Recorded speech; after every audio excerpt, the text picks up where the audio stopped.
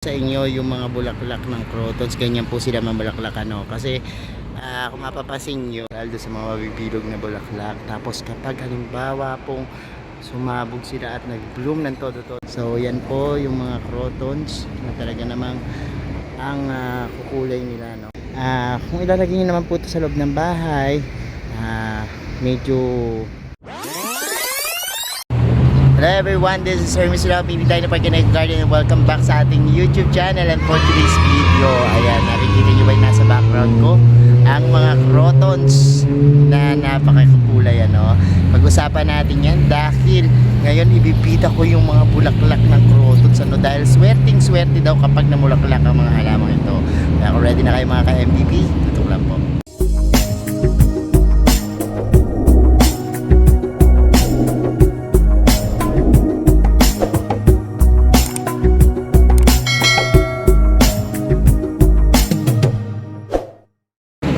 And we're back at ngayon nakita nyo yung mga croton dito, napakadami niyan, tapos ayan, pinakita ko sa inyo yung mga bulaklak ng crotons, ganyan po sila mabulaklak, kasi kung mapapasin nyo, yung iba sa atin hirap na hirap magpabulaklak ng crotons, pero itong mga crotons kasi ang gustong gusto po niya talaga araw, dahil isa sila sa mga outdoor plants at gustong gusto nila na yan, mapalabas yung kulay at gumaganda yung mga kulay nila kapag halimbawa pong yan, naarawan sila, so ayan po yung simula ng pamumulaklak nila pag ganyan, tapos afterwards magkakaroon po yan ng mga bilog-bilog na katulad yan. Yung mga bilog-bilog po niyan, yan yung sumisimbolo po, nung wealth, dahil sa mga mabibilog na bulaklak. Tapos kapag halimbawa pong sumabog sila at nag-bloom ng todo-todo, ganyan po yung itsura niya, parang fireworks, na nagkakaroon po ng representasyon para po dun sa new life, new beginnings, kaya po ayan, yun yung itsura, yung mga simbolismo ng crotons. Tapos yung mga kulay niya po na makukulay, colorful, striking colors, yan po ay sumisimbolo po ng fire elements, at nagre-represent po ng pagiging yan, bagong buhay at bagong pag-asa. So yan po yung mga crotons na talaga namang ang kukulay nila, so ikot ko pa kayo dahil pag-usapan natin yung pag-aalaga sa kanila. So ito yung bulaklak ng crotons, yan yung itsura niya pag nakita nyo. Dami nitong crotons dito, ganda,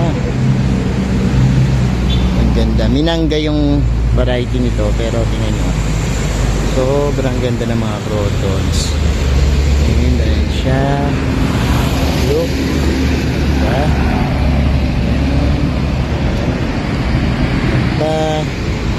So ang gaganda ng mga crotons dito. Ayan, tingnan nyo yung kanyang pinaka ganda, diba? So ayan. So ayan, tingnan pa natin ng isang malapitang tingin itong ating mga crotons na mga nagsisipag-bulaklakan. At ayan, outdoor plants ang mga crotons at kilala din sa tawag na San Francisco, pero ayan, napakaganda po niyan sa mga landscaping ginagamit, at ito po madali lang kasi through cuttings po yan, mapapadami nyo na sila, tapos tusok-tusok lang kayo, para maging madami yung inyong crotons. Usually po ang mga crotons sa umpisa kapag yan, bagong sibol ng mga dahon is parang mga green siya, tas eventually po nagkakaroon siya ng matingkad na kulay, lalo na kapag nasisikatan ng araw, so pwede po siyang indirekta sa lupa, pwedeng nakapaso, pero pag nakapaso po, ingat-ingat sa pagtubig, hindi siya maarte sa tubig, pero kailangan po na kapag halimbawang yan, natutuyo na yung lupa, tsaka lang kayo magdilig. Pero kapag halimbawa nakadirekta yan sa pinaka soil, yan, pwede po kayong magdilig na magdilig, So napakagaganda po ng mga crotons. Meron po iba't ibang variety, pero itong minangga na variety, yan po yung talagang makikita nyo na sobrang attractive ng kulay, ano.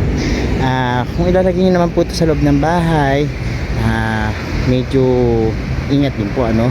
Pero I suggest na ilagay nyo siya dun sa bright na area, no, yung may araw talaga, para gumanda po siya at talaga manatili yung kanyang mga kulay. So ito po yung ating crotons na minangga, and ayan po siya. Napakaganda niyan, tunay talaga, namang paakit-akit, ano. Yan, ito po pwedeng i-propagate, pwede ring markot yung gamitin sa pagpapa dami sa kanya, pero yung iba po hindi maselan, ano. Just cut the stem tapos ilubog po, and ayan, kapag inag-ugat na po yan, yan, dadami na po yan. So ayan mga ka-MVP, napanood nyo na yung ating vlog, and nakita nyo na po yung bulaklak ng ating mga crotons. Nalaman nyo na rin kung paano siya alagaan, lalo na itong mga minangga na crotons, ano, na nagagandahan sa ating background. Ayan, thank you so much po sa inyong panonood ngayong araw na to. Sa mga di pa po nagsasubscribe sa ating YouTube channel, kung bet na bet yung pagkantong usapan plants and gardening, mag-subscribe na po kayo, no.